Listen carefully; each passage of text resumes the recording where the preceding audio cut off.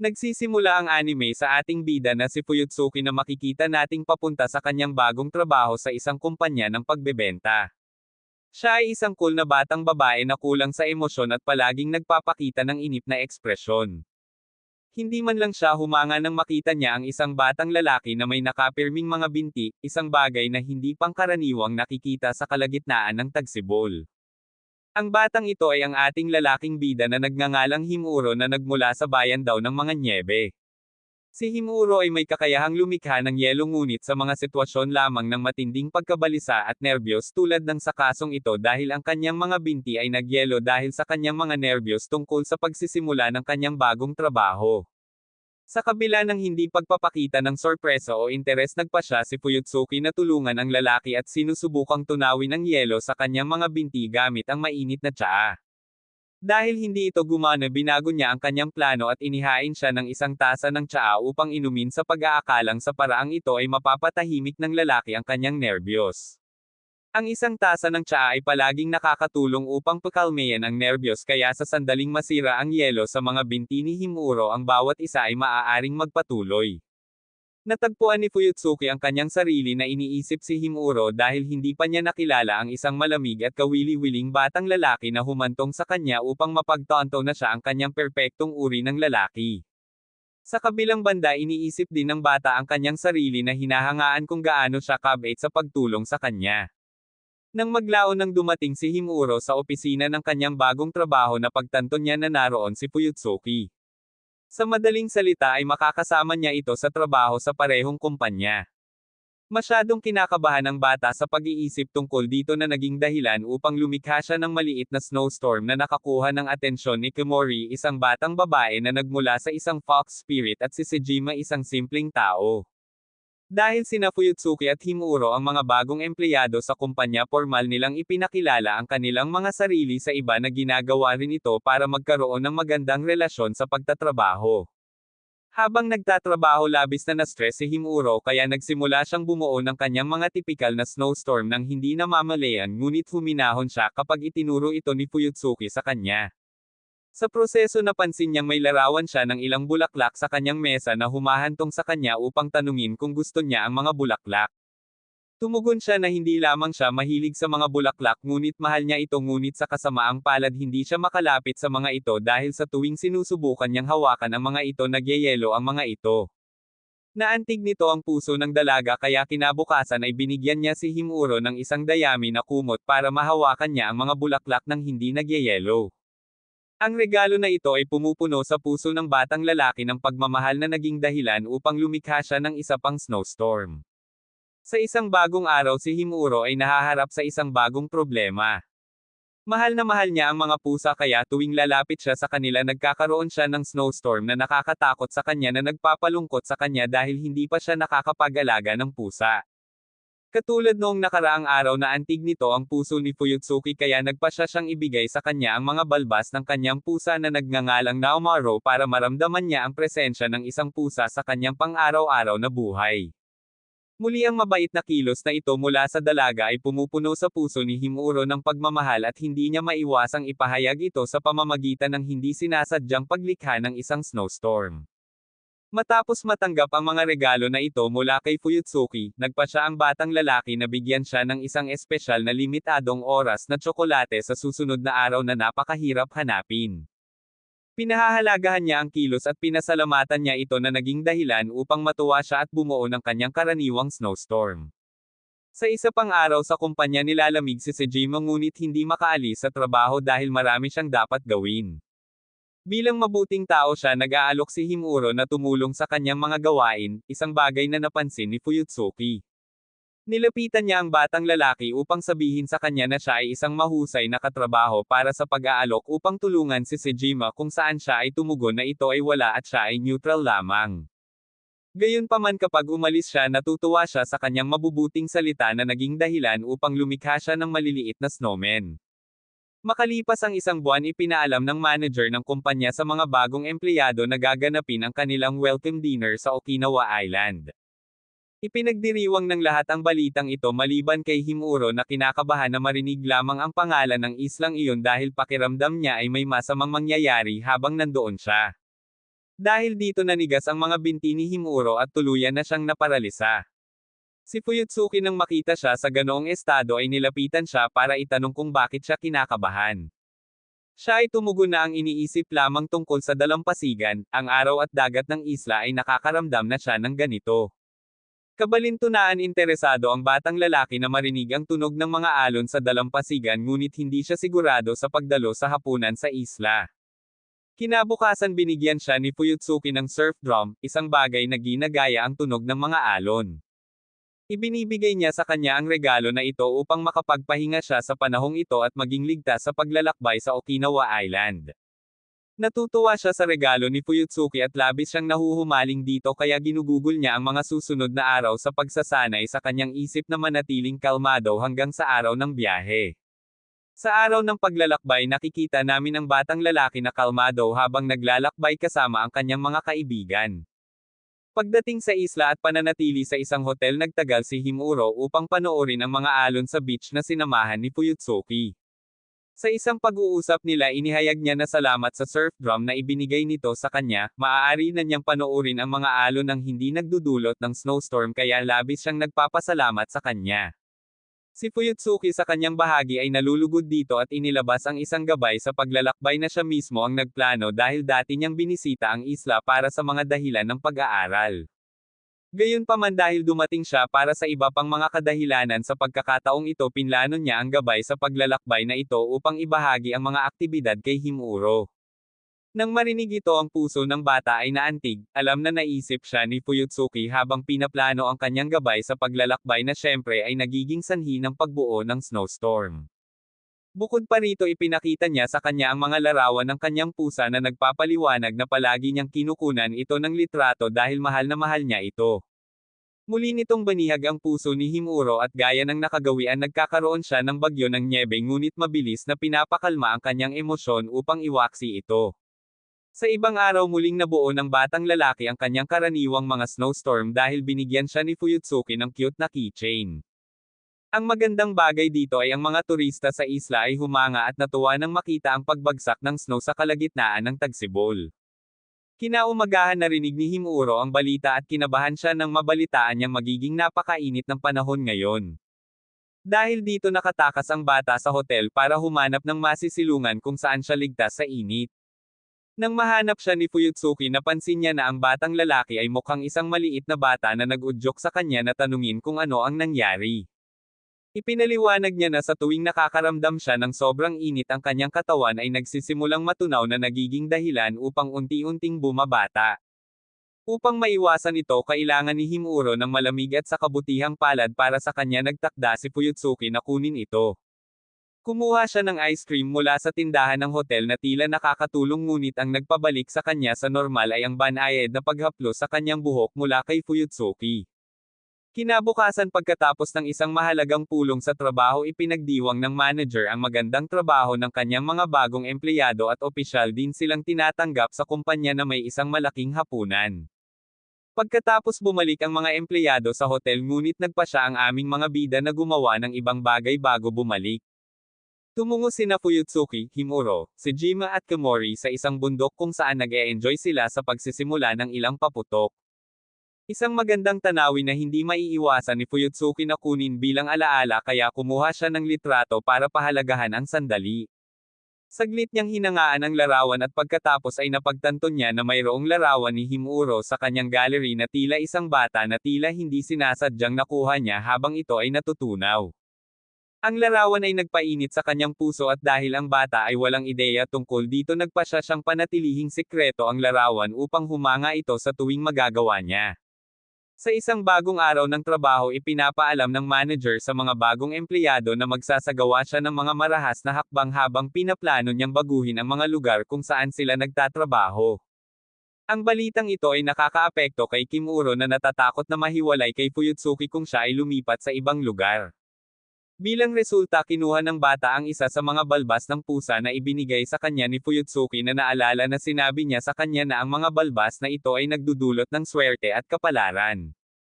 Siya exclaim sa langit upang manatili sa parehong lugar bilang Fuyutsuki at natupad ang kanyang hiling dahil nang suriin ni Himuro ang email ng kumpanya natutuwa siyang makita ang pangalan ni Fuyutsuki sa tabi niya.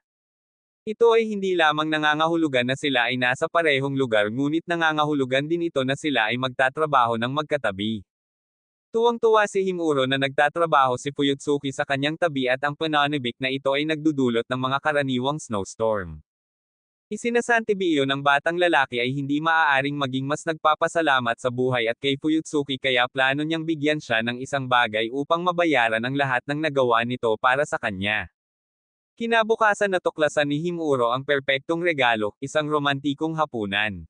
Ang problema ay ang pag-iisip lamang tungkol sa pag-imbite sa kanya sa hapunan ay kinakabahan siya, ngunit sa pagkakataong ito ay kinakabahan siya na ang kanyang buong katawan ay nagyelo. Sa kabutihang palad sa ilang maiinit na salita mula kay Fuyutsuki huminahon siya at nabasag ang yelo. Pagkatapos nito napagtagumpayan ng batang lalaki ang kanyang mga nerbiyos at nagpa siya na anyayahan siya kung saan siya ay sumang-ayon ng walang pag-aalinlangan. Nang matapos ang pinakamahirap na bahagi ang batang lalaki ay nag-aalaga na ngayon sa pagpapareserba ng isang pwesto sa restaurant habang ang babae ay naglalagay ng makeup upang magmukhang mas maganda. Nang makarating na sila sa restaurant ay nasasarapan ang dalawa sa masasarap na pagkain. Gayunpaman pareho sina Himuro at Fuyutsuki ay nawala sa kanilang mga iniisip kaya hindi sila nakikipag-usap ng maayos sa hapunan. Ang masama pa nito isang apurahang tawag mula sa kumpanya ang pumutol sa sandaling iyon na pumipilit sa babae na lumabas sa loob ng maikling panahon upang sagutin ito. Habang tinatanggap ng babae ang tawag masayang pinagmamasdan siya ng batang lalaki. Nang mapansin ng waiter ang kaligayahang ito tinanong niya ang batang lalaki kung ang kanyang ngiti ay dahil nakikipag-date siya sa isang babae kung saan kumpiyansa si Himuro na sumagot ng oo. Nang marinig niya ang salitang date tinanong niya ang bata kung date nga ba ang hapunan nila at natigilan si Himuro at alam niyang nagkamali siya at nahimatay siya. Kinabukasan sa trabaho tinanong ni Kimori si Fuyutsuki kung ano ang nararamdaman niya para kay Himuro dahil mahirap para sa kanya na maniwala na wala silang nangyayari dahil palagi niya silang nakikitang magkasama. Sumagot ang batang babae na habang siya ay napakalapit sa batang lalaki at sila ay magkasundo, wala siyang nararamdaman para sa kanya higit sa lahat dahil hindi niya ito lubos na kilala. Hindi niya alam ang kanyang mga libangan at mas mababa ang numero ng kanyang telepono. Gayunpaman handa siyang subukang makilala siya ng mas malalim at gumawa ng mga aktibidad ng magkasama dahil nakakaramdam siya ng labis na pagpapahalaga at pagmamahal para sa kanya. Si Himuro na kanina pa nakikinig sa lahat ay namumula habang nararamdaman niya at para magsimulang makilala ang isa't isa at magkaroon ng higit pang pakikipag-ugnayan ibinahagi niya ang numero ng kanyang telepono sa kanya. Kinaumagahan habang si Himuro ay nagtatrabaho nang husto napansin niya na ang wallpaper sa telepono ni Fuyutsuki ay mula noong naruroon ang mga paputok sa isla ng Okinawa. Ito ay nagpapasaya sa kanya dahil natutuwa siyang malaman na ang babaeng gusto niya ay may larawan sa kanyang telepono kung saan siya lumalabas. Ang hindi alam ng batang lalaki ay bilang karagdagan sa larawang iyon si Fuyutsuki ay may bilang kanyang pangunahing wallpaper ng larawan niya noong bata pa siya. Isang larawan kung saan walang ideya si Himuro sa pag-iral nito at kung saan ang batang babae ay hindi planong hayaan siya. Sa isang bagong araw isang bagong empleyado ang lilito sa kumpanya at ang pangalan niya ay Kitori, ang childhood friend ni Himuro. Ang batang ito ay kaapo-apuhan ng isang phoenix kaya naman tila napakaliwanag at masaya siyang nagtatrabaho sa kumpanya. Isang dahilan kung bakit siya nasa sabik na magtrabaho doon ay dahil nagtatrabaho siya sa tabi ni Himuro. Ang isa pa ay dahil ang kanyang kaopisina ay isang batang babae na nagngangalang Otinoshi na tila interesado siya. Nang maglaon aksidenteng nabangga ng ating mga bida ang isa't isa at dahil dito ay nalaglag ni Fuyutsuki ang lahat ng mga report na sapatos na dala. Tinulungan siya ni Himuro na kunin ang mga ito at kabilang sa mga ulat ay nakakita siya ng flyer para sa pelikulang pambata na tinatawag na Little George the Cat 2. Ang flyer na ito ay pag-aari ni Fuyutsuki na planong panoorin ang pelikulang ito dahil nagustuhan niya ang una. Dahil dito nagkusa ang bata at nagpasyang anyayahan siya sa sinehan bagamat kailangan niyang panoorin ang unang bahagi ng pelikula upang mas maunawaan ang kwento ng ikalawang bahagi. Sa araw ng movie outing sobrang excited ang ating mga bida. Habang natutuwa si Himuro na makitang ngumiti si Fuyutsuki, hindi niya maiwasang umiyak habang pinapanood ang Little George the Cat na muling nakikipagkite sa kanyang ina pagkatapos ng mahabang panahon. Pagkatapos ng pelikula, umiinom sila ng isang tasa ng kape upang magpatuloy sa paggugol ng oras na magkasama. Samantala sa parehong sinehan, sina Sejima at Kitori ay nanunood ng pelikulang pinamagatang Rise, at bagamat natutuwa sila sa pelikula, hindi komportable si Sejima na panoorin ito kasama ang isang katrabaho na halos hindi niya nakilala noong nakaraang araw. Kinabukasan, sa kumpanya nahuhuli sa pagtatrabaho ang mga bida dahil kailangan nilang maghintay ng isang mahalagang tawag, at habang naghihintay hindi nila alam ang kanilang gagawin. Bilang resulta, iminungkahi ni Fuyutsuki kay Himuro na maglaro sila ng isang laro na tinatawag na word chain, kung saan sasabihin mo ang isang salita na ang unang pantig ay nagsisimula sa huling pantig ng nakaraang salita. Sinimulan ng mga bida ang laro at sobrang saya nila kahit na hindi ito ipinapakita ng kanilang mga mukha. Pagkaraan ng ilang sandali, natanggap ni Fuyutsuki ang mahalagang tawag na hinihintay niya, at nang sumagot siya, naisip ni Himuro na katapusan na ng laro. Gayunpaman, sinabi niya sa kanya na binanggit sa tawag na kailangan niyang manatili ng kaunti pa. Ito ay isang himala dahil pinapayagan silang magpatuloy sa pagbabahagi ng mga aktibidad, isa na rito ang pagguhit. Sinubukan niyang iguhit siya at sinubukan siyang iguhit, at ang simpleng larong ito ay nagpapasaya sa kanya na hindi siya nag-atubiling ibahagi ito sa kanyang kaibigan na si Kitori sa pamamagitan ng isang text message. Binati naman siya ni Kitori sa pagkakaroon niya ng magandang panahon kasama ang babaeng gusto niya. Pagbabalik sa mga bida, bigla nilang natanggap ang mahalagang tawag na hinihintay nila, at pagkatapos nito maaari na silang umuwi. Ayaw umalis ni Himuro na walang dala, kaya buong tapang niyang inanyayahan si Fuyutsuki na kumain habang pauwi. Binibigyan niya siya ng positibong sagot at sinabing maghihintay siya sa kanya sa labas ng kumpanya. Dahil dito, labis na nasasabik ang batang lalaki, lalo na dahil sa lahat ng nagawa niya noong araw na iyon na mas malapit kay Fuyutsuki at masayang kasama niya. Pagkalipas ng ilang araw, isang anunsyo tungkol sa ilang Little George the Cat plate ang nakatawag pansin kay Himuro. Ang anunsyo ay isang paligsahan na kinabibilangan ng pagpuno sa isang bingo card ng mga sticker na makikita sa mga bag ng tinapay mula sa kumpanyang nagmamay-ari ng serye ng Little George the Cat. Hindi maiwasan ni Himuro na isipin si Fuyutsuki nang makita niya ang anunsyo, at nagtatakda siyang magtrabaho sa pagsisikap na kolektahin ang mga ito. Sa kabilang banda, may ilang problema si Kimori. Sa tuwing kumakain siya ng maanghang na pagkain, nakikita ang kanyang mga tenga at buntot ng fox na ikinahihiya niya dahil nakakaakit ito ng mga titig ng mga lalaki na ikinahihiya niya sa kanyang sarili. Sa kabutihang palad para sa kanya, tiniyak ni Sejima sa kanya na hindi niya kailangang ikahiya tungkol dito dahil para sa kanya lahat ng tungkol sa kanya ay perpekto. Habang sinasabi niya ito, hindi niya maiwasang mamula na nagpapakitang may nararamdaman siya para rito. Sa isang bagong araw, labis na na-stress si Kimori dahil hindi lang niya ginulo ang kanyang makeup, ngunit nagkaroon din siya ng masamang karanasan sa tren papunta sa trabaho.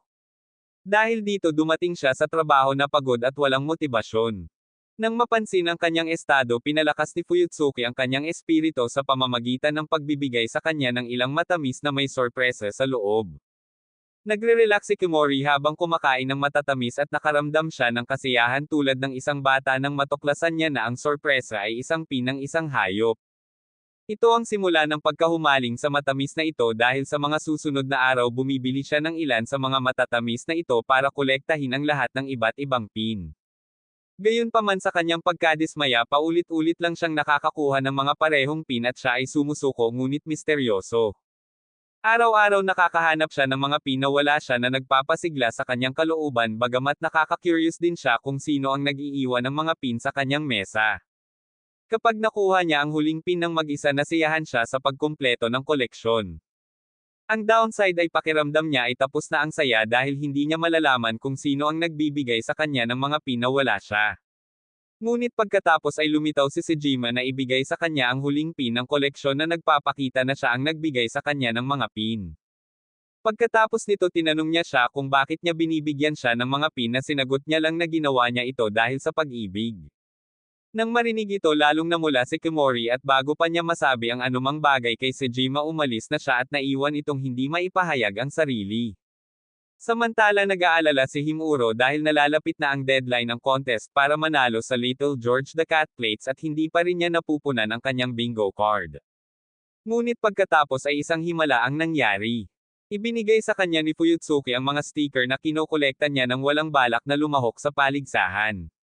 Salamat sa mga sticker na ito na kumpleto ni Himuro ang kanyang bingo card at nanalo ng mga plato na iniregalo niya kay Fuyutsuki ng buong pagmamahal. Ang isa pang isyo ay lumitaw sa opisina sa pagkakataong ito ay kinasasangkutan ni Kitori. Pakiramdam niya ay hindi siya pinahahalagahan ni Otenashi na tinatrate siya bilang isang utusan, ngunit sa kabila nito sinusunod niya ang utos nito dahil mahal niya ito. Sa isang hindi pagkakaunawaan ipinagtapat niya sa kanya na mahal niya ito na nagiging sanhi at ng iba ang pakikitungo nito sa kanya. Dahil sa hindi pagkakaunawaan na ito nakiusap si Kitori sa ating bida na tulungan siyang maakit si Otenashi na tretuhin siya tulad ng ginawa niya noon. Ironically hindi siya tinutulungan ng mga protagonist dito. Sa halip nag-aalok sila sa kanya ng mga nakapagpapatibay na salita upang matulungan siyang pahalagahan ang kanyang sarili bilang isang tao at isang bagay na mabilis niyang isinasabuhay salamat sa kanyang malakas na karakter sa Phoenix. Sa kabila nito hindi maiwasan ni Kitori na maalala ang nakaraan nila ni Otenashi dahil na-inlove siya sa kanya noong nagtatrabaho siya sa isang cafe. Nang malaman niyang nagtatrabaho siya sa isang kumpanya hindi siya nagdalawang isip na iwan ang kanyang trabaho sa cafe upang magtrabaho kasama niya sa kumpanya kung saan sa kabila ng pagiging tulad ng langis at tubig nagtrabaho sila ng mahusay na magkasama na nakamit ang ilang mahahalagang benta. Si Kitori ay umibig hindi lamang sa malakas na karakter ni Otenashi kundi pati na rin sa kanyang sensitibong panig. Matapos maalala ang lahat ng ito humingi ng payo si Kitori kay Fuyutsuki kung paano ipahayag ang kanyang damdamin kay Otenashi. Sinabi niya sa kanya na subukang sabihin na mahal kita sa banayad na paraan. Upang maisagawa ang payong ito sinabi ni Kitori na mahal kita kay Fuyutsuki. Bagamat practice lang ito hindi maiwasan ni Himuro na makaramdam ng matinding selos hanggang sa hindi sinasadyang na-freeze niya si Kitori. Gayunpaman mabilis na nag-defrost si Kitori at tumakbo palayo alam na ang kanyang kaibigan ay umiibig kay Fuyutsuki. Kinabukasan napansin ni Fuyutsuki na nahihirapan si Himuro na mapanatili ang eye contact kaya tinanong niya ito kung bakit at siya ay tumugon na siya ay palaging may ganitong problema dahil ang pakikipag-eye contact sa mga tao ay nagpapakaba sa kanya. Upang matugunan ang isyong ito iminumungkahi niyang magtitigan sila sa mata ng isa't isa. Kabalintunaan ng binata ay nagtagumpay sa kanyang mga nerbiyos at pinapanatili ang kanyang tingin kay Fuyutsuki. Habang siya ay sobrang kinakabahan at namumula na siya ay umiwas ng tingin na nagpapakita na ganoon ang epekto nito sa kanya. Pagkatapos nito umalis si Himuro at sa sandaling malayo na siya kay Fuyutsuki inilalabas niya ang lahat ng nerbiyos niya. Isinasantabi ito ang manager ng kumpanya ng walang anumang maliwanag na dahilan ay nagbigay sa kanya ng mga tiket sa isang amusement park na tinatawag na Catland kung saan sabik niyang inanyayahan si Fuyutsuki bilang isang date. Ngunit bago ito kailangan niyang matutunan ang tungkol sa Catland upang malaman niya ang lahat ng kailangan at masiyahan sa parke.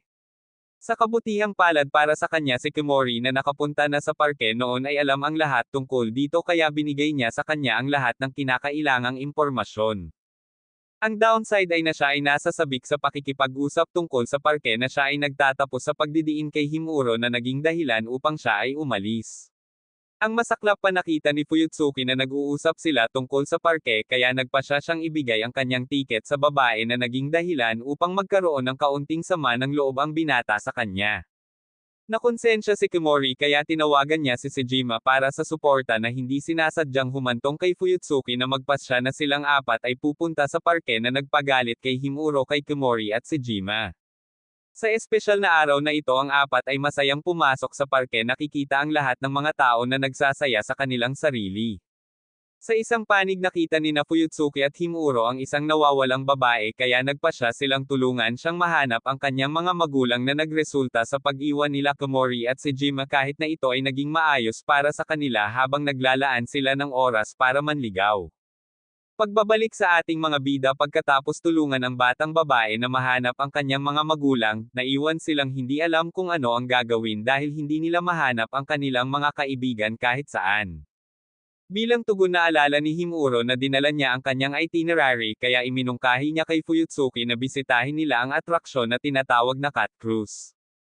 Kaya binisita ng mga bida ang atraksyong ito na binubuo ng isang nakaka-relax na pagsakay sa bangka na may mga kaibig-ibig na tanawin ng iba't ibang mga pusa at mga nakakatawang pose.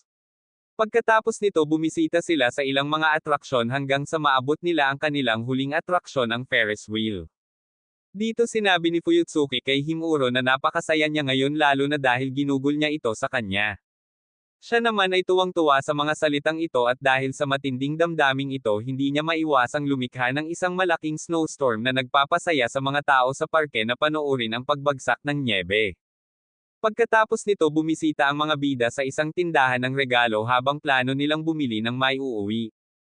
Iminumungkahi ni Fuyutsuki kay Himuro na bumili sila ng dalawang magkatulad na mug upang maibahagi nila ang parehong memorya ng magandang araw na ito. Ang downside ay napagtanto ng batang babae na ito ay isang masamang ideya na para bang dinadala nila ang mga mug na iyon sa kumpanya, baka isipin ng mga empleyado na sila ay mag-asawa. Lumilikha ito ng tensyon sa pagitan ng dalawa at nang walang mawawala nagpa siya si Himuro na subukang ipagtapat ang kanyang nararamdaman para sa kanya. Sa kasamaang palad para sa kanya sinira ni Komori at si Jima ang pagtatangkang ito at dinala silang dalawa sa pagsasara ng pagdiriwang ng parke. Ang apat ay nanunood ng pagdiriwang na may labis na sigasig habang ipinapaalala nito sa kanila ang oras na nakita nila ang mga paputok sa isla ng Okinawa at upang gunitain ang magandang sandali na ito kumukuha ng larawan si Komori. Sa pagtatapos ng pista umuwi ang apat na pagod lalo na si Himuro na tuluyang nakatulog sa balikat ni Fuyutsuki. Mamaya nakita namin si Fuyutsuki na inaayos ang kanyang mga cat mug na binili niya sa Catland at ang kanyang George plate bago matulog. Ganoon din ang ginagawa ni Himuro sa kanyang tahanan na ipinapakita sa amin na konektado ang duo na ito kahit na magkahiwalay sila. Ito ay pinalakas sa susunod na araw nang si Himuro ay bumili ng ilang Halloween na inumin para kay Fuyutsuki nang hindi niya nalalaman. Ironically ganun din ang ginagawa niya kaya ni isa sa kanila ay walang alam kung ano ang gagawin sa mga natirang inumin. Sa huli ay nagpasya silang ibigay ito sa kanilang mga katrabaho at si Fuyutsuki ay nag-alay ng isa lalo na sa presidente ng kumpanya. Siya ay isang napakamasigasig na babae kaya nag-organisa siya ng isang Halloween party at inaasahan ang kanyang mga empleyado na makilahok dito. Wala sila sa mood na sumali sa paligsahan ngunit nagbago ito nang sabihin sa kanila ng Pangulo na magkakaroon ng costume contest sa party na may premyong 100,000 yen na cash para sa mananalo. Sa ganitong pagganyak sinimulan nilang isipin ang kanilang mga kasuotan ng gabiring iyon. Si Fuyutsuki ay nagmumungkahi ng isang napaka-generic na kasuotan ng kalabasa ngunit sa aming sorpresa parehong sina Komori at si Jima ay sumang-ayon. Ang tanging hindi nakasakay dito ay si Himuro dahil hindi niya maatim na makita ang mukha ni Fuyutsuki na natatakpan ng isang kalabasa, gayunpaman nagpa siya siyang tulungan siyang mahanap ang kasuotan. Sa kasamaang palad para sa kanilang dalawa ang kalabasa na costume ay nabili na kung saan-saan kaya sila ay nagtatapos sa pagpapasya sa mga vampira na kasuotan. Kinabukasan pagkatapos ng mahabang araw ng trabaho magsisimula ang costume party. Ang downside ay ang Fuyutsuki ay kailangang manatili ng huli sa trabaho kaya sina Himuro, si Jima at Komori ay magpatuloy at magpalayat. Sa daan na sagasaan nila si Kitori na lubos na nawasak dahil nakalimutan niya ang costume na dapat niyang isuot kasama si Otinashi sa bahay. Sinusubukan ng grupo na pasayahin siya sa pamamagitan ng pagmumungkahi ng mga ideya sa kasuotan ngunit walang nakakumbinsi sa kanya. Kaya naman nag-text si Himuro kay Fuyutsuki para humingi ng tulong at hindi siya nag-atubiling magmungkahi ng perpektong costume para kay Kitori. Ang costume na iminumungkahi ni Fuyutsuki ay mga mummies dahil ito ay isang costume na mabilis gawin gamit ang simpleng toilet paper. Kaya ginagamit ng grupo ang toilet paper ng kumpanya para bihisan sina Kitori at Otinashi bilang mga mummies at pagkatapos pinadalhan ni Himuro si Fuyutsuki ng larawan na nagpapakita sa kanya ng huling resulta. Di nagtagal ang grupo ay nagbabago at dumalo sa Halloween party naghihintay sa pagdating ni Fuyutsuki. Sa sandaling iyon nakatanggap si Himuro ng mensahe mula sa kanya na nagsasabing dumating na siya at hinihiling na makipagkita sa kanya sa banyo. Pumunta sila ni Komori sa banyo para makita si Fuyutsuki at natakot sila nang makita niyang may puwit ito sa kanyang bibig. Dahil sa takot na ito nanlamig ang kanyang katawan sa takot dahil natatakot siyang baka masaktan si Fuyutsuki. Sa kabutihang palad nilinaw niya na peke ang puwit na nagpapagaan sa kanya. Pagkatapos siya ay lumayo na labis na nahihiya sa sitwasyon at hindi maiwasan ni Fuyutsuki na tumingin sa kanya ng may labis na pagmamahal dahil hindi lamang niya napansin na nag-aalala ito sa kanya kundi pati na rin na mas gwapo siya sa vampira na kasuotan.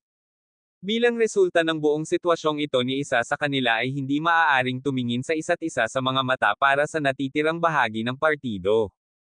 Isinasantabi ang problemang ito inanunsyo ng presidente ng kumpanya ang mga resulta ng mga nanalo sa costume contest. Ang aming mga bida ay nasa pangalawang pwesto at nanalo ng premyo na humigit kumulang 30,000 yen. Sina Kitori at Otinashi ang unang pwesto at nanalo ng grand prize na 100,000 yen. Dahil dito pinasalamatan ng mga nanalo si Fuyutsuki para sa kanyang mommy costume idea ngunit dahil hindi sapat ang simpleng pasasalamat nagpasya silang imbitahan ang buong grupo sa isang magarbong hapunan sa mga darating na araw. Sa pagtatapos ng party hindi pa rin nag-uusap ang mga bida natin, kaya ready na silang magpalit at umuwi.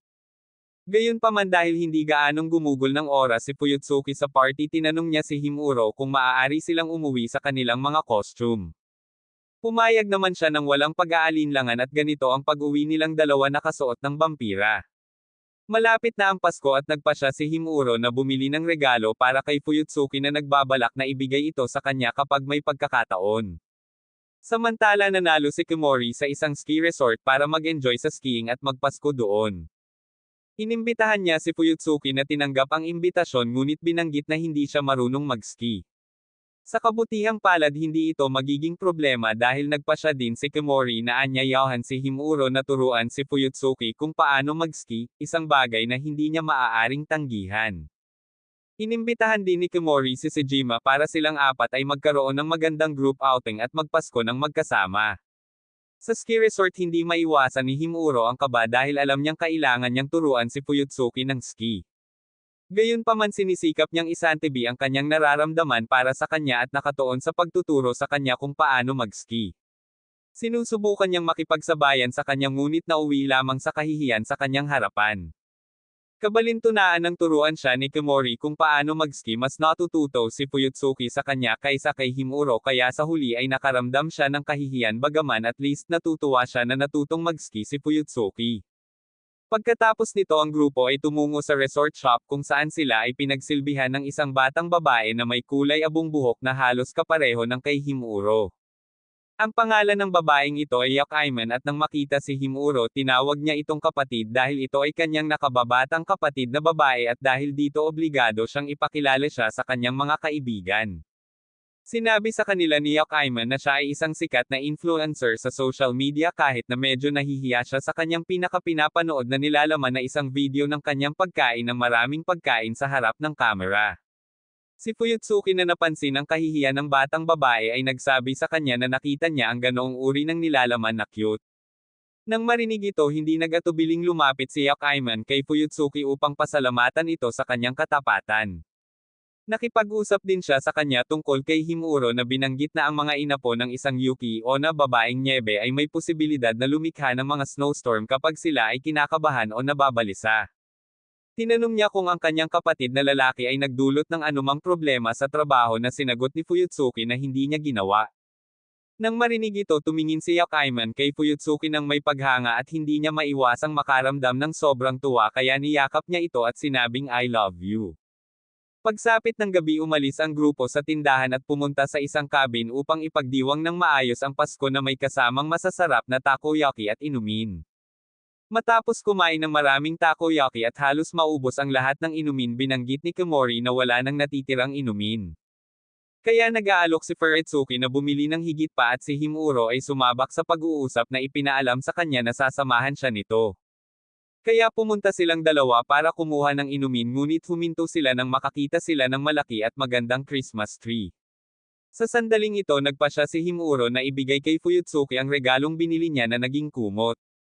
Sinabi niya sa kanya na binili niya ang kumot para maprotektahan niya ang sarili mula sa mga snowstorm na dulot niya dahil ayaw niyang magkasakit siya dahil dito. Pinasalamatan siya ni Fuyutsuki para sa regalo ngunit may sinabi siyang napakahalaga. Sinabi niya sa kanya na ang kanyang mga snowstorm ay hindi nagpapalamig sa kanya dahil sa tuwing kasama niya ito nakakaramdam siya ng init sa kanyang puso at salamat dito nakakayanan niya ang lamig ng kanyang mga ginawa. Namumula ito dahil sa ilang salita sinabi sa kanya ni Fuyutsuki na may nararamdaman siya para sa kanya. Kinaumagahan umuwi ang grupo pagkatapos magpasko sa ski resort. Kinausap ni Fuyutsuki si Himuro at ipinaalam sa kanya na ang nakaraang araw ay kahanga-hanga dahil nakilala niya ang dalawang bagong panig niya, ang protection na si Himuro kasama ang kanyang nakababatang kapatid na babae at si Himuro na nagturo sa kanya kung paano mag-ski. Nang marinig ang mga salitang ito lumambot ang puso ng binata dahilan para kabahan siya at lumikha ng snowstorm sa loob ng sasakyan. Samantala si Yakaiman ay gumagawa ng mga video para sa internet nang makatanggap siya ng mensahe mula sa kanyang kapatid na nagsasabing well done. Hindi niya maintindihan kung ano ang tinutukoy nito at naaalala kung paano siya tretuhin nito sa harap ng kanyang mga kaibigan ngayon nagpasya siyang huwag tumugon. Sa isang bagong araw ng trabaho ipinapaalam ng Pangulo sa lahat ng empleyado na ngayon ang huling araw ng trabaho kaya hinihiling niya sa kanila na ayusin ang kanilang mga mesa bago matapos ang araw. Pagkatapos ng araw ng trabaho inaayos ng aming mga bida ang kanilang mga mesa gaya ng itinuro at pagkatapos ay sabay silang umalis. Sa daan si Himuro ay nagsimulang makaramdam ng lamig sa kanyang mga kamay na nakakabaliw dahil hindi siya dapat makaramdam ng lamig. Nag-aalok si Fuyutsuki na painitin ang kanyang mga kamay sa pamamagitan ng paghawak sa mga ito na nagre-resulta sa kanilang paghawak ng mga kamay ng napakalambot. Siyempre pareho silang namumula at kinakabahan kaya pagkatapos ng ilang segundo ay bumitaw na sila sa kamay ng isa't isa at nagpatuloy sa kanilang pag-uwi. Sa bahay ni Himuro nakakaramdam siya ng pagkabagot at hindi sigurado kung ano ang gagawin iniisip na hindi niya makikita si Fuyutsuki hanggang sa susunod na taon kapag bumalik sila sa trabaho. Pagkatapos ay isang ideya ang dumating sa kanya na ipagdiwang ang bagong taon kasama ang kanyang mga kaibigan sa pamamagitan ng video call. Salamat sa ideyang ito mas masaya siya sa bahay hindi lang dahil nagdiriwang siya kasama sina Sejima at Komori kundi pati na rin si Fuyutsuki na sumasali rin sa tawag. Di nagtagal sumali sina Kitori at Otinashi kaya maaari na nilang ipagdiwang ang bagong taon na may toast at sa pamamagitan ng pag-inom ng mga pang-adultong inumin. Pagkatapos uminom ng marami at batiin ang isa't isa ng Happy New Year iminumungkahi ni Kitori na ipagdiwang nila ang bagong taon sa pamamagitan ng pagbisita sa Inari Temple sa susunod na araw kung saan mabilis na sumang-ayon ang lahat dahil kailangan nilang tapusin ang video call upang ipagdiwang ang bagong taon kasama ang kanilang mga pamilya. Ang mga huling natitira ay ang ating mga bida na bumabati ng Happy New Year sa isa't isa bago tapusin ang video call. Kinabukasan nagkikita ang grupo ng magkakaibigan sa labas ng Inari Temple habang hinihintay ang huling tao sa grupo na dumating na walang iba kundi si Fuyutsuki. Pagdating niya binati niya ang lahat ng Happy New Year at ganoon din ang ginagawa nila. Si Himuro sa kanyang bahagi ay hindi nagawang batiin siya ng maligayang bagong taon dahil nabigla siyang makita si Fuyutsuki sa isang kimono sa unang pagkakataon. Isinasantabi ito kapag huminahon na siya ang grupo ng magkakaibigan ay pumapasok sa templo ngunit ang bawat magkapareha ay pumupunta sa kani-kanilang landas. Sina Kitori at Otinashi ay nag-e-enjoy sa pagkain sa lugar habang si Sejima ay nag-aalinlangan kung aling lucky charm ang pipiliin at panghuli palakad-lakad lang ang ating mga bida sa paligid. Sa isang punto hindi sinasadyang tinulak ng isang tao si Fuyutsuki na naging dahilan upang bilang tugon mabilis na kumilos si Himuro upang pigilan ang kanyang pagkahulog na nagresulta sa kanila na napunta sa isang napakalambot na posisyon. Pagkatapos nito magkahawak sila ng kamay para pigilan ang sinumang magtulak sa alinman sa kanila. Sa kasamaang palad ang matamis na sandali na ito ay hindi nagtatagal dahil ang kanilang mga kaibigan ay dumating sa tamang oras upang magplano ng aktibidad ng grupo. Sa kabutihang palad ang aktibidad na ito ay nag-ambala ni Komori na nagpahayag na nagtatrabaho siya sa templo dahil doon nakatira ang kanyang pamilya. Napansin niya na malapit sina Himuro at Fuyutsuki halos parang mag-asawa kaya medyo nalulungkot siya dahil gusto niya ang ganoong bagay. Tila narinig ng swerte ang kanyang panaghoy habang nilapitan siya ni Sejima para bigyan siya ng lucky charm.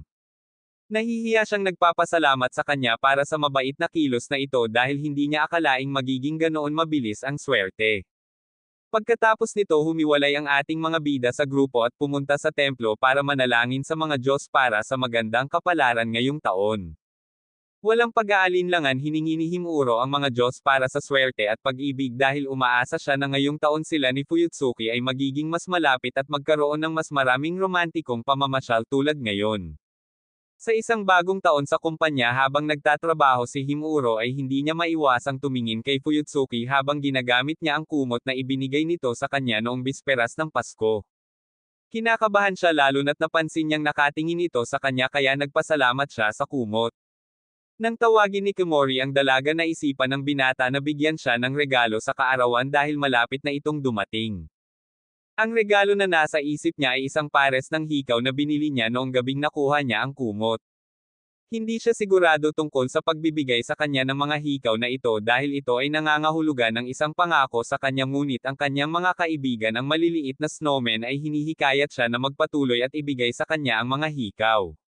Nang maglaon nang dumating si Otanashi sa kumpanya sinabi niya kina Fuyutsuki at Kimori na huminto sa pagtakbo ang mga tren dahil sa malakas na ulan at dahil dito hindi sila makakauwi. Ito ay kapag iminumungkahi ni Kimori na magpalipas ng gabi sa isang hotel malapit sa kumpanya bagay na sinang-ayunan ng ibang mga babae. Sa panig ng mga lalaki nagpasya si Kitori na anyayahan sina Himuro at si Jima sa kanyang bahay na napakalapit sa kumpanya. Pumayag naman sila dahil hindi rin sila makakauwi sa maliwanag na dahilan. Kaya pagkatapos ng trabaho ang mga lalaki ay pumunta sa bahay ni Kitori upang magpalipas ng gabi sa paglalaro ng mga video game habang ang mga babae ay nananatili sa isang hotel. Doon nagkaroon ng ideya si Otanashi na pag-usapan ang tungkol sa mga lalaki at sinimulan niyang kulitin si Kimori at sinabing nakita niya siyang napakalapit kay Sejima noong isang araw at naisip niyang nagde-date sila. Bilang tugon paulit-ulit na iginiit ni Kimori na siya at ang lalaki ay magkaibigan lamang at lumabas bilang magkaibigan kahit na halatang hindi naniniwala si Otanashi sa kanya. Kaya naman nagpasya si Kimori na ibalik ang pabor sa pamamagitan ng panunukso sa kanya tungkol kay Kitori. Para kay Otanashi ang lalaking iyon ay walang iba kundi isang katrabaho kaya hindi niya masyadong pinapansin ang panunukso ni Kimori. Samantala si Fuyutsuki ay nasa likuran pinapanood lamang ang kanyang mga kaibigan na nagtatalo tungkol sa mga lalaki. Sinusubukan nilang kunin siya na sumali sa pag-uusap ngunit sinabi ni Fuyutsuki sa kanila na hindi siya kailanman nagkaroon ng romantikong pagliliwaliw kasama ang isang lalaki. Nagulat ito sa kanyang mga kaibigan dahil alam nilang si Fuyutsuki ay may mga romantikong pamamasyal kasama ang isang lalaki na walang iba kundi si Himuro. Nang makatanggap si Fuyutsuki ng mensahe mula sa binata nagbago ang kanyang mga ekspresyon, isang bagay na napansin ng kanyang mga kaibigan at dito nila napagtanto na si Fuyutsuki ay umiibig kay Himuro. Pagkatapos nito nagpasya ang grupo ng mga batang babae na mag-toast sa magandang gabing ito at kumuha ng litrato. Ipinadala ni Fuyutsuki ang larawang ito kay Himuro at nang makita niya ito natunaw ng husto ang kanyang puso kaya lumikha siya ng snowstorm sa loob ng bahay ni Kitori. Kinabukasan sa trabaho narinig ni Himuro ang pag-uusap ni Kimori at Fuyutsuki kung saan sinabi ng huli sa kanyang kaibigan na hindi siya makakasama niya ngayong araw dahil kaarawan niya ito at plano niyang gugulin ito kasama ang kanyang mga magulang. Nang marinig ito nabalisa ang binata dahil alam niyang hindi niya maibibigay ang regalo. Kaya naman ginugugol niya ang buong araw sa paghahanap ng tamang pagkakataon para kausapin siya at ibigay sa kanya ang regalo ngunit sa kasamaang palad si Fuyutsuki ay labis na hinihiling ng lahat ngayon. Dahil malapit nang matapos ang araw ng trabaho sa wakas ay nakausap siya ni Himuro at nagtanong lang kung maaari silang maglakad pauwi ng magkasama. Habang naglalakad ang dalawa pauwi si Himuro ay labis na kinakabahan dahil sa kanyang kawalan ng katiyakan kung ibibigay ba o hindi ang regalo kay Fuyutsuki. Nagdudulot ito ng malaking pagsabog ng yelo sa lugar na nagpapasama sa kanya sa harap ni Fuyutsuki. Kabalintunaan na gustuhan ng batang babae ang hitsura ng lugar salamat sa yelo ni Himuro kaya pinasalamatan niya ito para sa magandang regalo sa kaarawan na ito. Masaya siya tungkol dito ngunit sinabi sa kanya na hindi iyon ang regalo niya dahil ang tunay niyang regalo ay ang mga hikaw na ibibigay niya sa kanya. Sa sandaling ibinigay niya sa kanya ang mga hikaw ang batang babae ay tumingin sa kanila at sinabi na ang mga ito ay halos kapareho sa kanya dahil ang mga hikaw ay hugis tulad ng mga snowflake ang parehong hugis na nakikita niya sa kanya mula sa kanyang pananaw. Matapos maisuot ang mga hikaw tinanong niya si Himuro kung ano ang hitsura nila sa kanya kung saan siya namumula ay tumugon na napakaganda ng mga ito sa kanya. Makalipas ang ilang oras ipinagdiwang ng batang babae ang kanyang kaarawan kasama ang kanyang mga magulang suot pa rin ang mga hikaw na binili ni Himuro para sa kanya habang siya ay nasa bahay na hinahangaan ang mga bituin at iniisip kung gaano kaganda ang hitsura ni Fuyutsuki sa mga hikaw. Sa isang bagong araw ng trabaho narinig ni Kimori ang isang pribadong pag-uusap nina Sejima at Himuro kung saan binanggit ni Himuro sa kanyang kaibigan na pagkatapos ng trabaho plano niyang mag-imbite ng isang tao na tumira sa kanyang bahay at dahil dito nagiging ligaw si Kimori dahil iniisip niyang ito ay si Fuyutsuki. Pumunta siya upang sabihin kay Fuyutsuki ang tungkol dito ngunit nagulat si Kimori dahil walang ideya si Fuyutsuki dito. Nang malaman ni Himuro na sinabi ni Kimori kay Fuyutsuki ang tungkol sa plano niyang gawin pagkatapos ng trabaho na pipilitin siyang ibunyag na ang taong ito ay hindi isang tao ngunit isang hayop partikular na isang pusa. Plano ng binata na ampunan ang pusang ito dahil ito ay isang ligaw na pusa na nakatira sa kanyang kapitbahayan. Bagamat sa una ay hindi siya pinansin ng pusa nagpakita ito ng pagmamahal at pagtitiwala na labis na nagustuhan ni Himuro kaya nagpasya siyang iuwi ito. Gayunpaman bago iyon kailangan niyang gumawa ng isang plano upang mahuli ang pusa dahil hindi ito pupunta sa kanyang bahay ng mag-isa. Sa kabutihang palad para sa kanya nag-aalok si Fuyutsuki na tumulong. Plano ni Himuro na akitin ang pusa gamit ang isang balahibo at pagkatapos ay bitagin ito sa isang hola. Gayunpaman hindi niya maisakatuparan ang planong ito dahil sa sobrang sorpresa niya nagawa ni Fuyutsuki na maakit ang pusa sa pamamagitan lamang ng pagpapahaba ng daliri nito at dahil mabilis na nagustuhan siya ng pusa hinayaan nito ang sarili nitong mahuli ng walang pagtutol. Sa sandaling mayroon na sila ng pusa determinado si Himuro na iuwi ito ngunit pagkatapos ay nakita ni Fuyutsuki ang isang flyer para sa isang nawawalang pusa na lumabas na ito ay ang kanyang hawak. Dahil dito nagpasya sina Himuro at Fuyutsuki na ibalik ang pusa sa nararapat na may-ari nito at umuwing walang dala. Dahil dito nakaramdam ng lungkot si Himuro hanggang sa puntong lumikha siya ng mga yelo. Sa kabutihang palad para sa kanya inaliw siya ni Fuyutsuki sa pamamagitan ng pag-imbite sa kanyang bahay sa susunod na araw upang masiyahan siya sa paligid ng isang pusa at sa kasong ito ang kanyang pusa na si Mimuro. Dahil ito ang unang pagkakataon na pupunta ang binata sa bahay ni Fuyutsuki gumising siya ng maaga para bumili ng pagkain na mapagsaluhan sa kanya. Sa sandaling dumating siya sa kanyang apartment at nag-doorbell lumabas siya kasama si Mimuro. Binati niya silang dalawa lalo na ang munting kuting na nagpapasalamat sa kanya dahil ang mga balbas ay nakasama sa kanya sa lahat ng oras na ito. Pagkatapos nito sa wakas ay nakapasok na ang binata sa bahay ng dalaga at sa pagpasok pa lang niya kakaibang ginhawa at kapayapaan ang naramdaman ng kanyang katawan dahilan para aksidente siyang lumikha ng kakaibang yelong.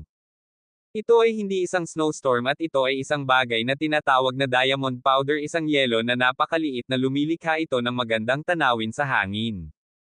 Maya-maya habang naglalaro ng kahon si Mimuro inihahanda ng ating mga bida ang mga ulam para kainin ang pagkaing dala ng binata. Hindi sinasadyang nabangga nila ang mga kamay na naging sanhi ng kaba at hindi sigurado sa kanilang gagawin. Humingi ng paumanhin si Himuro kay Fuyutsuki dahil siya ang aksidenteng nataman ang kamay niya. Siya naman ay nagsasabi sa kanya na huwag mag-alala dahil siya ang gumalaw ng kanyang kamay. Dahil dito labis na kinabahan si Himuro at si Fuyutsuki na lumikha ng isang tense na romantikong rurok sa pagitan nila na naantala ng biglaang pagdating ni Yakaiman na inimbitahan ni Fuyutsuki. Sa kasamaang palad kailangan siyang tiisin ni Himuro sa nalalabing bahagi ng araw na labis na nawasak sa hindi niya kayang mapag-isa kasama si Fuyutsuki. Sa kabutihang palad sinabi niya sa kanya na kung gugustuhin niya maaari siyang pumunta sa kanyang bahay kung saan malinaw na nagbibigay siya ng isang positibong tugon. Kinabukasan sa kumpanya sinimula ni Kimori at Seijima na tanungin si Himuro tungkol sa nangyari noong nakaraang gabi dahil napansin nilang kinakabahan siya. Paulit-ulit na sinasabi sa kanila ng binata na walang kakaibang nangyari ngunit dahil hindi sila naniniwala sa kanya patuloy silang nagpipilit sa isang tanong. Nang dumating si Fuyutsuki nakita niya ang buong eksena at hindi niya maiwasang matuwa dahil gusto niya na maayos ang pakikitungo ng kanyang mga kaibigan sa isa't isa. Lumipas ang ilang araw at ang aming mga bida ay ipinadala sa isang business trip ng boss ng kumpanya. Sa daan patungo sa kanilang destinasyon nagsimula silang mag-usap tungkol sa lahat ng magagandang sandali na kanilang pinagsamahan na nagpapasaya kay Fuyutsuki at si Himuro din bagaman hindi niya maiwasang pigilan ang kanyang pananabik na naging dahilan upang lumikha siya ng kanyang mga tipikal na snowstorm. Bagamat ang biyahe ay para sa mga layuning pangnegosyo ang mga pangunahing tauhan ay nagpaplano na magkaroon ng isang magandang hapunan sa labas ng hotel na kanilang tutuluyan. Sa pag-iisip na ito si Himuro ay naglalagay ng maraming pagsisikap sa mga pulong ng negosyo na nagbibigay ng kanyang makakaya sa bawat isa.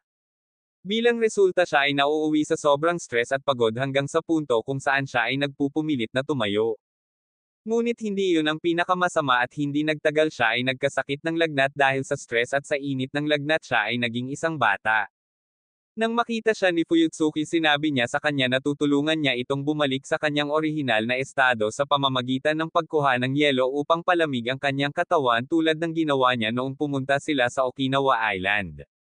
Gayunpaman sinabi sa kanya ni Himuro na sa kasong ito ang yelo ay hindi gagana dahil ang init sa kanyang katawan ay panloob at hindi panlabas kaya kailangan niyang maghintay hanggang sa mawala ang kanyang lagnat upang bumalik sa kanyang normal na sarili.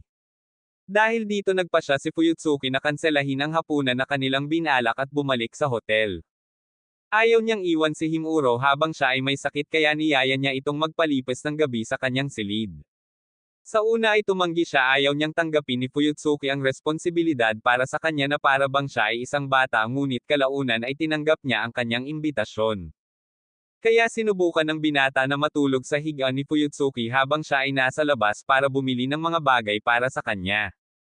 Pagbalik niya sa kanyang silid nakita ni Fuyutsuki na mahimbing na natutulog si Himuro kaya para maiwasan niya itong magising itinabi niya ang kanyang binili at natulog sa sofa. Sa kalagitnaan ng gabi nagising si Himuro at nakahinga ng maluwag nang makitang bumalik na siya sa kanyang orihinal na estado. Ang tanging ikinababahala niya ay ang makita si Fuyutsuki na natutulog sa sofa. Sinusubukan niyang gisingin ito upang sabihin sa kanya na maaari siyang bumalik sa kanyang kama ngunit sa huli ay nagiging masyadong malapit sa kanya. Nang mapagtanto niya ito nagpasya siyang huwag na siyang gisingin para hindi siya maistorbo. Kinabukasan sabay-sabay na nag-aalmusal ang mga bida dahil pagkatapos nito kailangan na nilang umalis ng hotel at bumalik sa kumpanya. Pagkatapos ng magandang paglalakbay na ito naglakad sila patungo sa kanilang pinagtatrabahuan at dumaan sa lugar kung saan sila unang nagkita. Dito pinasalamatan ni Himuro si Fuyutsuki sa pagtulong sa kanya na matuno ang yelo noong araw na iyon.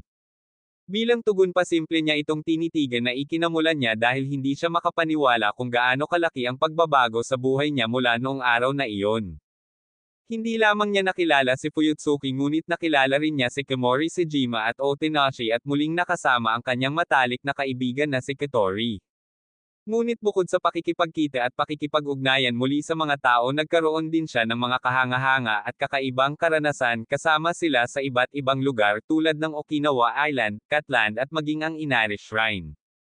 Matapos gunitain ang lahat ng mga sandali na kasama ang kanyang mga kaibigan ginawa rin ni Fuyutsuki ngunit hindi niya itinago sa kanyang sarili ang mga iniisip. Sinabi niya kay Himuro na salamat sa kanya nagawa niyang baguhin ang kanyang paraan ng pagiging isang malamig at walang ekspresyon na tao ngunit lahat ng mga karanasan niya sa kanya ay nagbago iyon. Nang marinig ito na mula ang binata at sinabing nagbago rin siya salamat sa kanya dahil dati ay hindi niya kayang lapitan ang mga pusa o ang dalampasigan dahil ang kanyang malakas na emosyon ay magdudulot ng mga snowstorm. Pero nagbago iyon nang tulungan siya nito sa iba't ibang paraan at ngayon ay nakokontrol na niya ang kanyang emosyon. Bilang tugon namumula din si Fuyutsuki at para makoronahan ang magandang sandali na ito nakipag-switch siya sa kanya bago ipagpatuloy ang kanilang paglalakad patungo sa kumpanya. Pagdating nila malupit ngunit magiliw na pasasalamat ang kanilang sinalubong sa kanilang mga kasamahan.